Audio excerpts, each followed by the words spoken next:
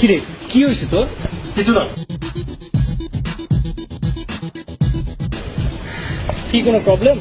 Problem একটা না, হাজারটা। কি নিয়ে হাজারটা প্রবলেম? কি নিয়ে আর হবে? ওই যে গার্লফ্রেন্ড, যার লাইফে গার্লফ্রেন্ড আছে, প্রবলেম তো লাইফে আশীর্বাদের মতো। সব নষ্টের গোড়াই না যে এরা এমন এক চিজ, কি আর বলবো, নিজে লেট করলে যা সরি বলবো শেষ, আর ছেলের লেট করলে মহাকাণ্ড, রিলেশন শেষ, তুমি একটা রেসপন্সিবল ব্লা ব্লা ব্লা। আর ভাই আমিও তো মানুষ, আমি কি সুপারম্যান নাকি? সারা জীবন বলবে জানো তোমাকে ছাড়া আমি বাঁচবো না, তুমি আমার সব, দুনিয়া উল্টাইলেও আমি উল্টাবো। যেই বাসা ধরা যাবে সেই পোল্ট্রি। তখন আম্মু আমি কি ওই ছেলেকে চিনি? ও তো জাস্ট ফেসবুক ফ্রেন্ড ছিল, মাঝে মাঝে আমাকে ডিস্টার্বও করতো। আর ছেলেরা ধরা খাইলেই কি না খাইলেই কি, আম্মু আমি কিন্তু ওই মেয়েকে ছাড়া বাঁচবো না। আরে ভাই আমিও তো মানুষ, মানুষ তো নাকি? অ্যালার্ম ঘুরতো না যে তোর জন্য প্রত্যেকটা দেবো সালাম দিয়ে রাখবো?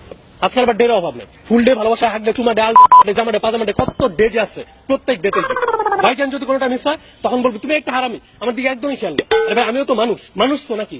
অ্যালার্ম ঘুরতো না যে তোর জন্য প্রত্যেকটা দেবো সালাম দিয়ে রাখবো?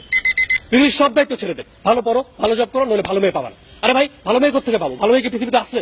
আচ্ছা মানলাম 1000টা খারাপের মধ্যে 2-1টা ভালো আছে, তার সাথে আমার বিয়ে হবে কেন? আমি কি ভালো জব করি? আমার কি টাকা আছে? নাকি মানুষ কেমন সেটা বিবেচনা করে? বিয়ে তো তাকেই করবে যা আর্নিং ভালো।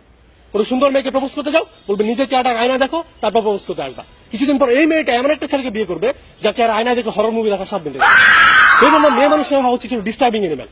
সারাদিন ফোন করে ডিস্টার্ব করবে, তাছাড়া আর কি করবে? তার তো কোনো কাজকর্ম নাই। সারাদিন স্টার জলসা দেখবে, পরকে শিখবে, বাড়ির রং শিখবে, আর সামনে মাথায় কাঁঠাল ভাঙবে। মেয়েদের হাজারটা প্রবলেম বয়ফ্রেন্ড ছাড়া সলভ হয় না। আর যেহেতু বয়ফ্রেন্ড আছে, প্রবলেম শেষ নেই। জানু আমার নেল পালিশের রং ভালো হয়নি, জানু আমাকে পিঁপড়ায় কামড়াইছে। আর ভাই তুই কেন বুঝিস না তোর সব রংটা আমার ভালো লাগে না? আমার তো কাজ আছে, নাকি সারাদিন তোর মতো ফেসবুক চালার ময়দা মাখি? দিল্লি রেস্টুরেন্টে যাও, ঘুরতে বের হও, একদিন যদি ওপেন পার্কে বসি তাহলে ছেলে ফকির নি। আরে যা খরচ করে তা তো ছেলেরাই করে।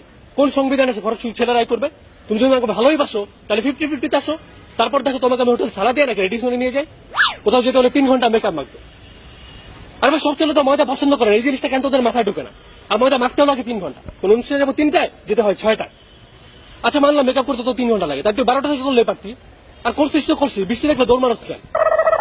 বিয়ের দিন তাদের মায়ের কান্না কাটতেই হবে, তারপর এমন কান্না চোখ দিয়ে পানিও বের হয় যদি মেকআপ নষ্ট হয়ে যায়। তোর কেউ বলছে কান্নার অ্যাক্টিং করতে? ছেলের হাত ধরে যখন বাসা থেকে পালাও তখন তো তোমার চোখ দিয়ে পানি বের হয়। বিয়ের দিন ছেলে মুখে রোমান করে বসে থাকে আর মেয়ে পিক তুলেই যায় যেন সুপার মডেল। আরে ভাই আজকে তো তোর বিয়ের দিন, আজকে তো তোর মডেলিং এর দিন না। বিয়ের পর তার বাবা মার সাথে থাকে, ছেলে খুব ভালো, আর আবার মামার কথা শুনলেই চোখ পারে, তখন চেহারার মধ্যে স্টার জলসা ভাব। আমরা যদি মেয়েদের সাথে ঘুরি তখন ছেলে খারাপ, চরিত্র খারাপ, বাসায় রীতিমতো মিছিল শুরু করে দেয়। আর তারা গেলে যদি কিছু বলি তখন বলবে ও আমি কি আনস্মার্ট, আমি কি unculture, what you are. 1 minute পর ফেসবুকে selfie, feeling alone, feeling boring, feeling wow. আর ভাই তোমার এত ফিলিং কোত্থেকে আসে?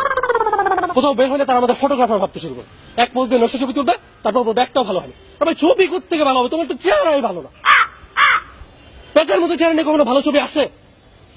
ওই দেখ যে চেহারা মানচিত্র চেঞ্জ হয়, এই জিনিসটা তাদের মাথায় ঢুকবে।